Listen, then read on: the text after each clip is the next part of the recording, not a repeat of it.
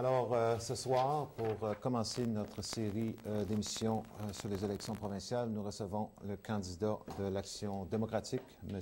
Georges Erimia. Bonsoir, M. Erimia. Bonsoir.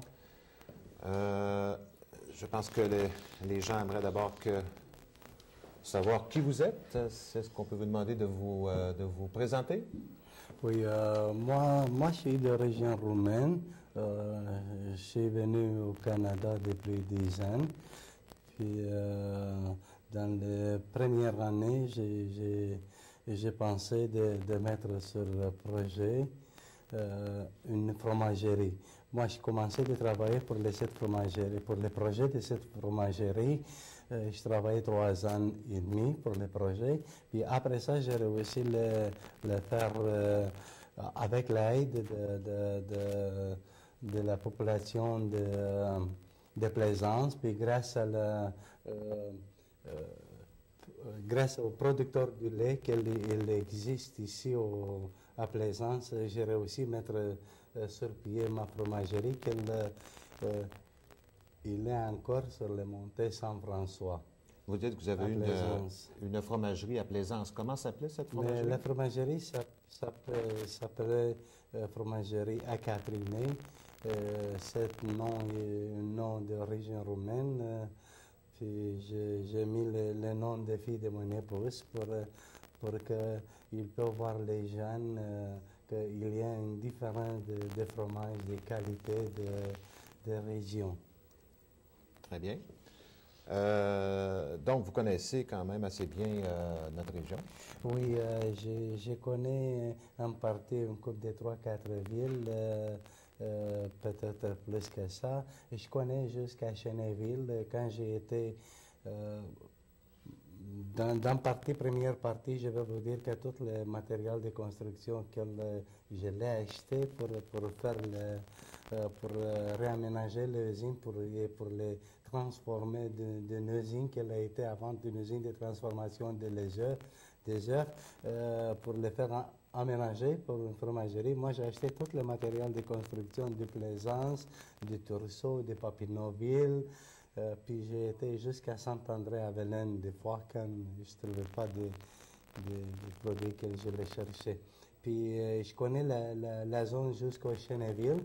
Pourquoi j'ai été à Cheneville chez une porcherie pour m'arranger avec eux pour qu'ils puissent me prendre le petit lait pour engraisser ses porcs. OK.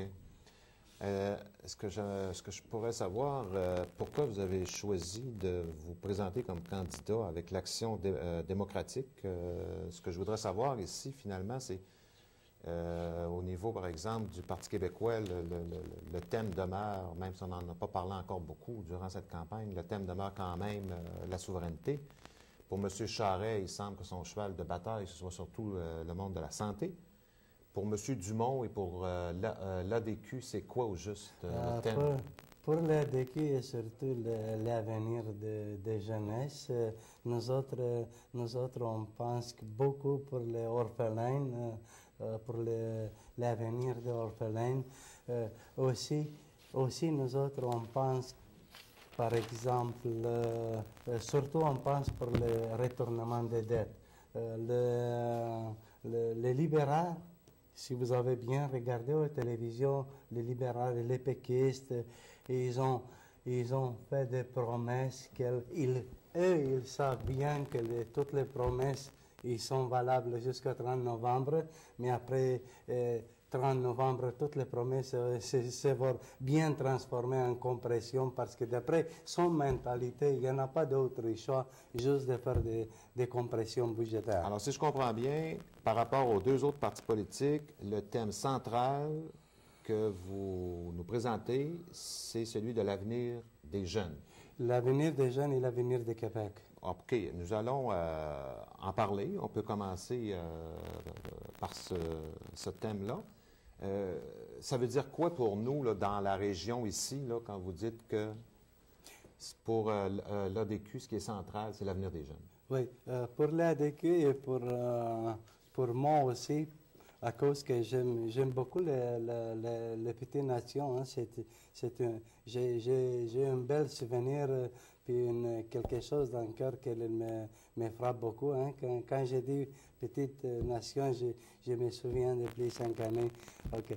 Puis surtout, moi qu'est-ce que je regarde?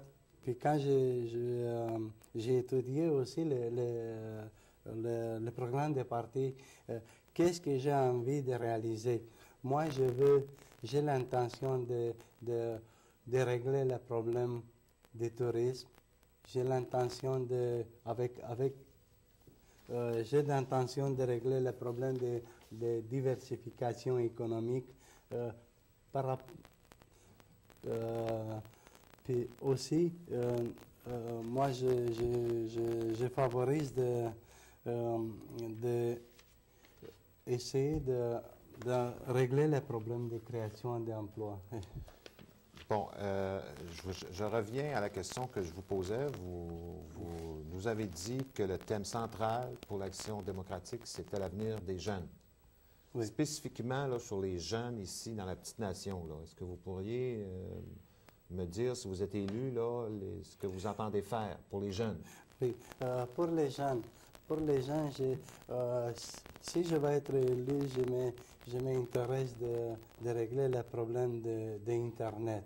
Ça, c'est le problème d'Internet. Nous autres, on le prévoyait de le régler jusque dans une seule façon. Puis je suis sûr et certain que ça va être réalisable. Par exemple, le gouvernement de Québec, il fait dépenser 60 millions de dollars pour le Télé-Québec. Bon, nous autres, on propose de privatiser tout le Télé-Québec. Et les 7 montants de 60 millions de dollars, on voulait les investir de rentrer l'Internet dans toutes les régions de Québec. Mais quand je dis toutes les régions de Québec, ça va dire automatiquement que ça va toucher les petites nations aussi.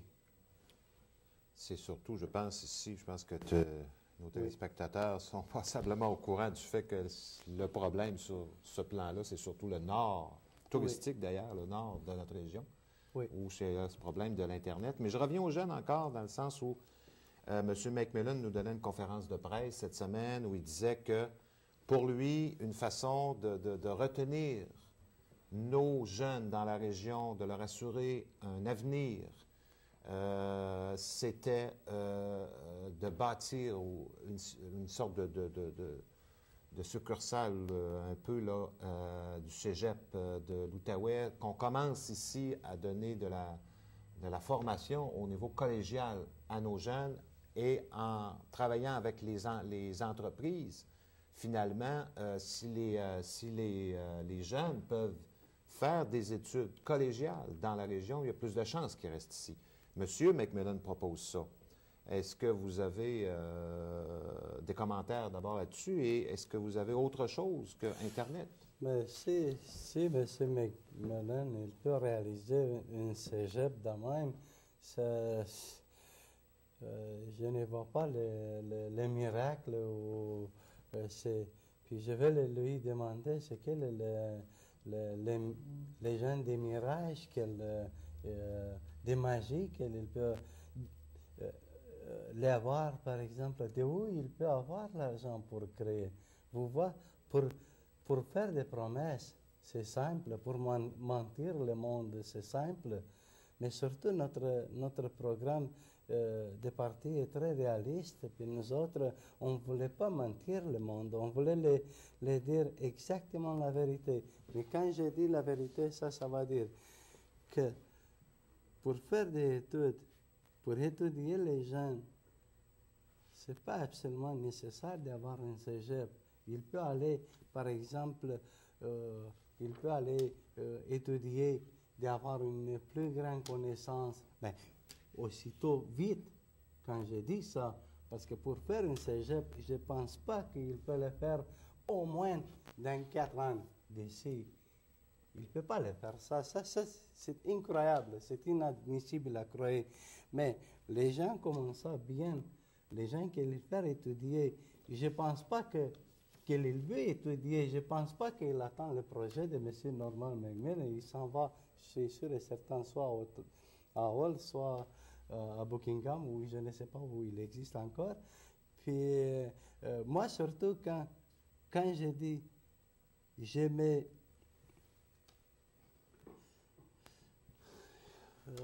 suis sûr que une fois que les jeunes ils font une étude, c'est pas sûr et certain avec les compressions d'amant qu'il existe actuellement puis qu'il va arriver.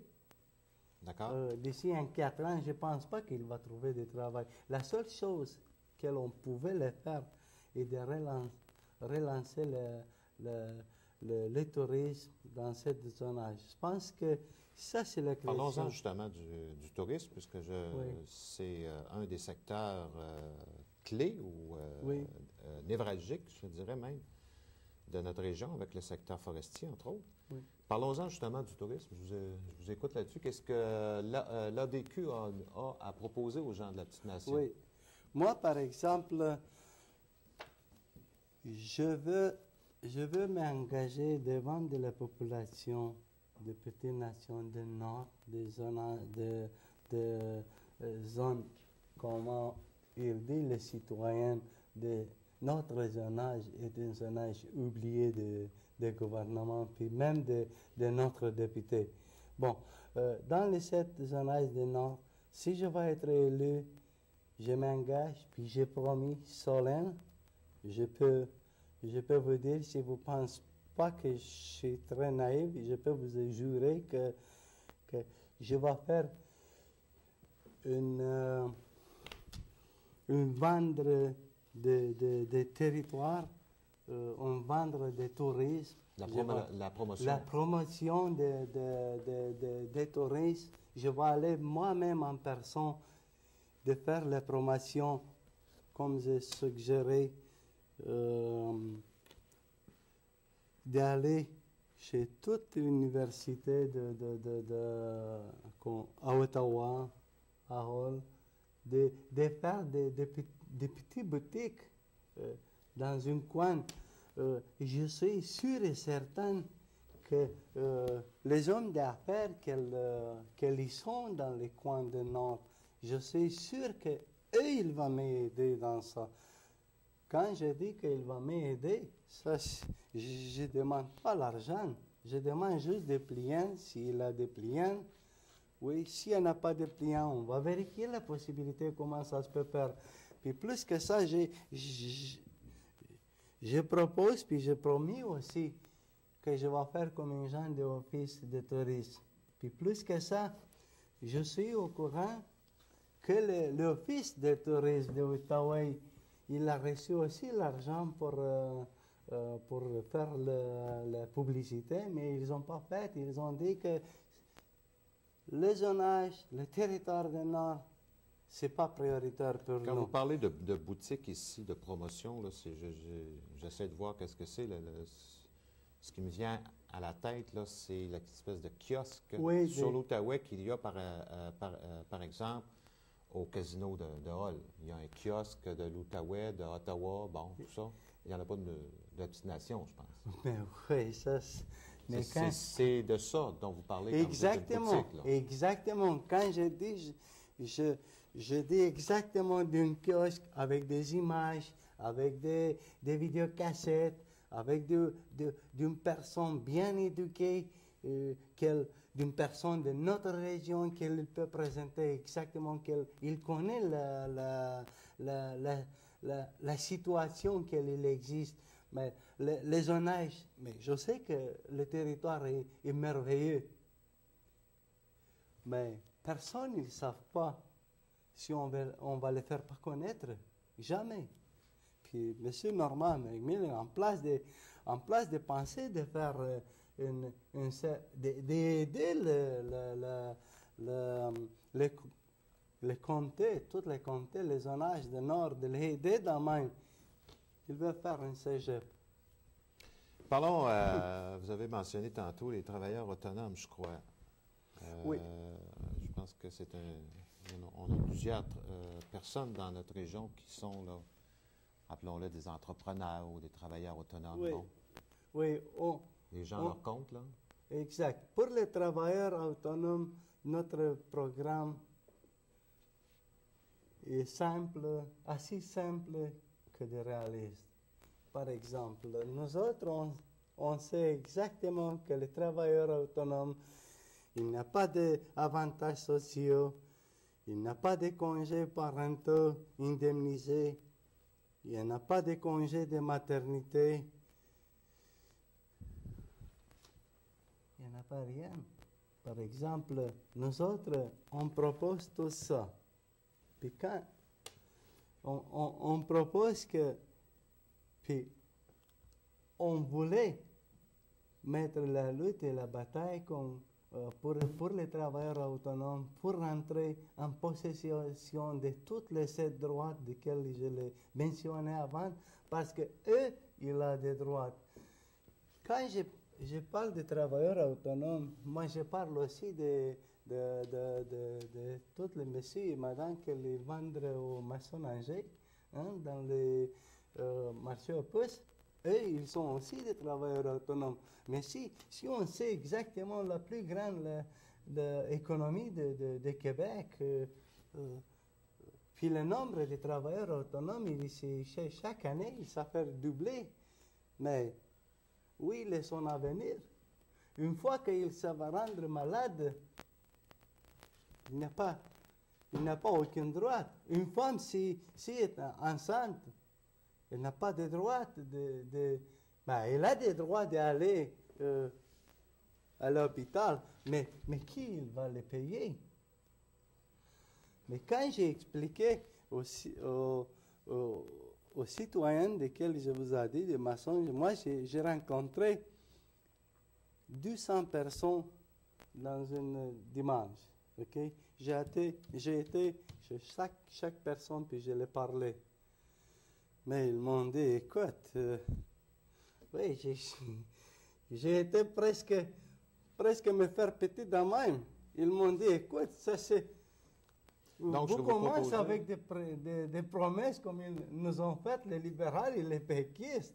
Donc, ce que vous proposez pour les travailleurs autonomes, c'est plus de sécurité, une sécurité comparable aux travailleurs qui sont syndiqués, par exemple. Exactement, exactement. Même que nous autres, on encourage même de faire son syndicat aussi, ou de rentrer en syndicat aussi. D'accord.